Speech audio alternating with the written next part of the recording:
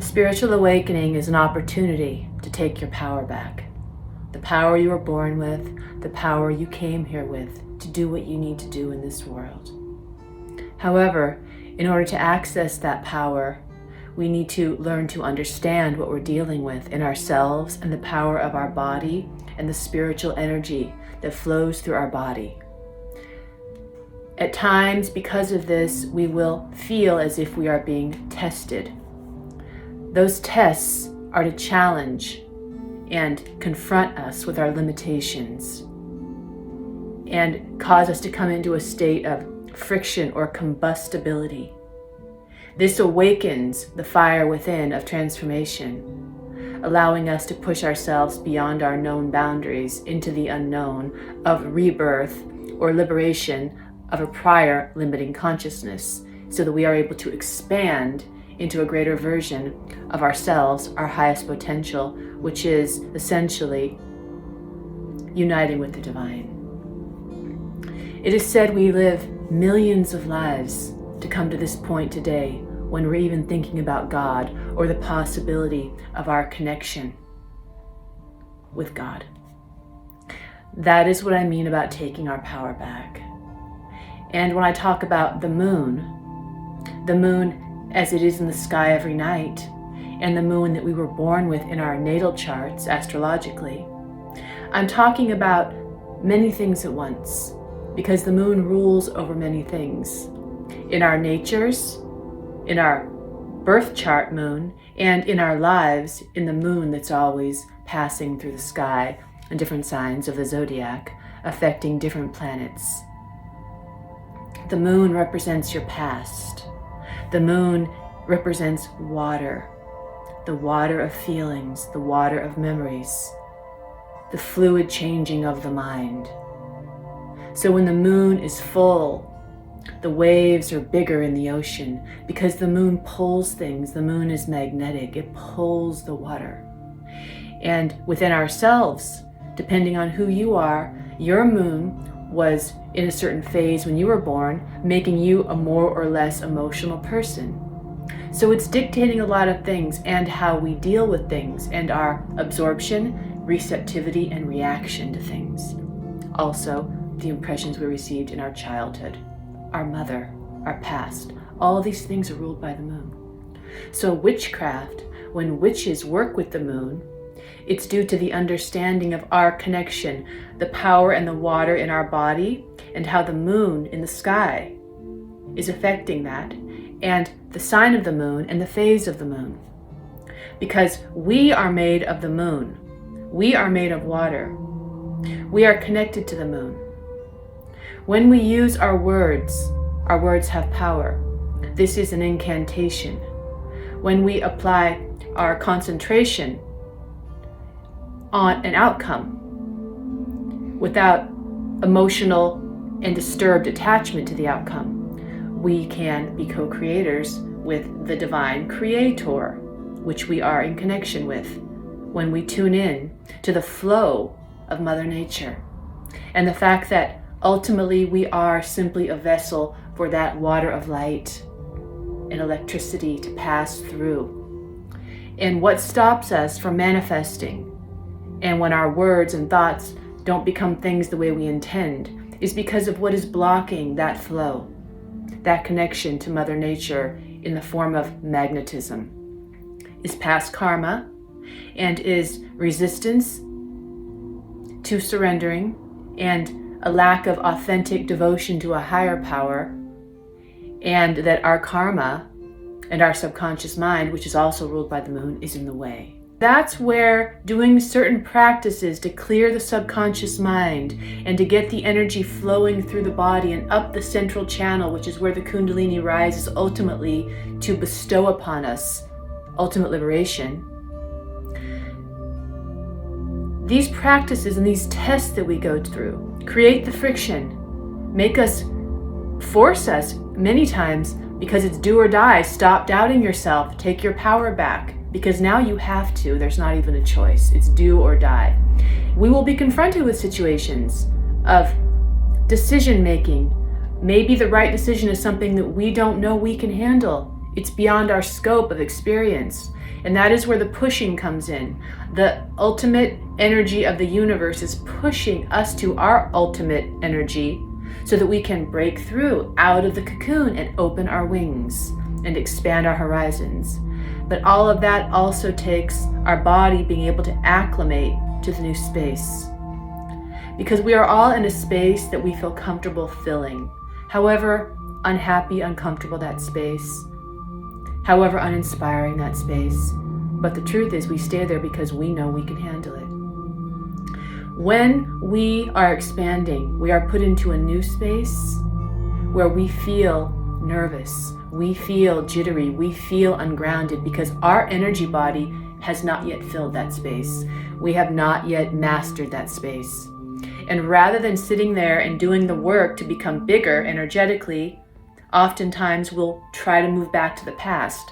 We let our old habits take charge. We become reactive and try to manipulate people into doing our program with us so that we can feel in command, at the same time pretending we're spiritually advancing. Devotion helps to trust the divine, and devotion is the real equation when we're talking about witchcraft or magic. It doesn't matter what words you use. Witchcraft, it means working with the moon. It means working with the elements of Mother Nature, because those elements are within our body. Earth, air, fire, water, and ether. Earth, air, fire, water, and ether. We are connecting with the elements. We are aligning our connection with those elements with certain words, with an intention, with certain phases of the moon to create change. That's what the shamans do. That's what the Tibetan Buddhists do.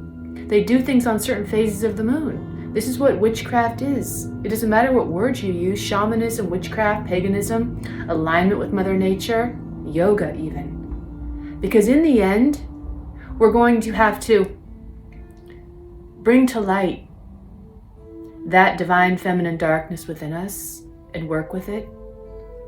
This is the yoga we're creating. This is the power of bringing the darkness to light that we're creating. And this is why the sun and the moon work together to make our life complete. When our sun and moon within ourselves, or our father and mother energy, or the left and right hemisphere of our brain are working together, then we become complete. Then we understand how to relate properly with other people. We understand what true compassion is. We have the wisdom. We have the self-containment to be of benefit to this planet. So we have our conscious personality, the parts of ourselves we are aware of and feel we can manage. And then we have our unconscious, or our dark lunar side, which we don't know if we can manage, but we have these dreams, we get these things, we project onto people. We have all these spontaneous reactions to things because of the unconscious programming of this life and past lives. So when we're able to work with ourselves in a way to merge the subconscious with the conscious, this is when we become whole and we aren't self-sabotaging, working against ourselves. The truth is that we're doing it to ourselves. Nobody's doing anything to us. No thing out there is doing anything to us, as hard as that might be to accept that we are doing this, or we have done this in a past birth to ourselves. And now we have the karmic seeds that have ripened that we are going to now deal with. When we are facing our karma from the past seeds that have ripened, it is up to us what we will do with those moments, whether we will deepen those grooves or whether we will end that karma once and for all. Again, that is where your spiritual practices are going to change everything for you. Where tapas is going to change everything for you.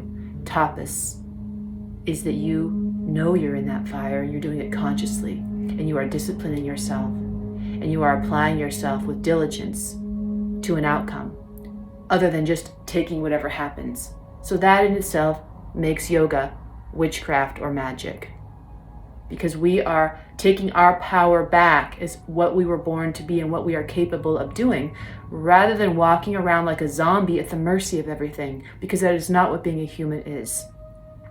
So we realize how porous and absorbent we are. We purify ourselves, try to get our complexes out of the way, do the practices to clear our subconscious mind with Kundalini yoga, pranayama, meditation, whatever works for you, so that we are even greater vessels of receptivity and are able to absorb the divine things that we may encounter, such as when we enter temples, such as when we meet holy people, such as when we go to India, to be in a place where we are able to absorb the endless number of rishis and holy people that have done spiritual practices there. We can absorb that effect into our body and have that in our astral body, rather than just the effect of coworkers, the effect of bad movies. All of that is making us what we are, and it makes our light dull. But to brighten our light and to have that magnetism that draws people, and to have that personal power when you are able to just control the space when you enter it, that is not what you look like, that is what you are, how you're controlling that space. That is the power of your moon and your command of time and space, because of what your body of light is communicating to those around you who are noticing it. And you aren't doubting yourself, because you faced the tests and you learned.